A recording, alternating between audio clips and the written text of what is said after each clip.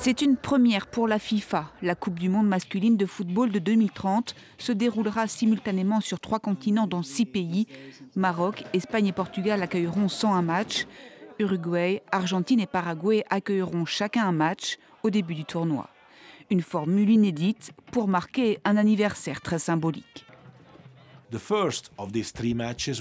premier de ces 3 matchs se jouera bien entendu dans le stade où tout a commencé, dans le mythique Estadio Centenario de Montevideo, précisément pour célébrer le centenaire de la Coupe du monde de la FIFA.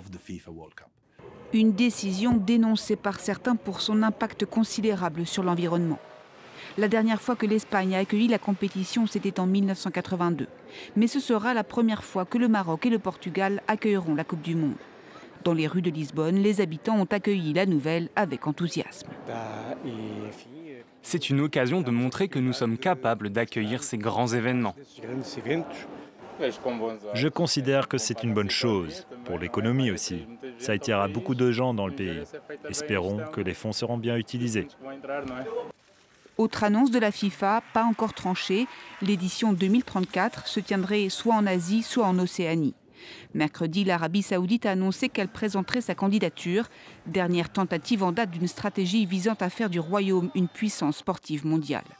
L'Australie se dit également intéressée, après avoir co-organisé avec succès la Coupe du monde féminine cette année avec la Nouvelle-Zélande.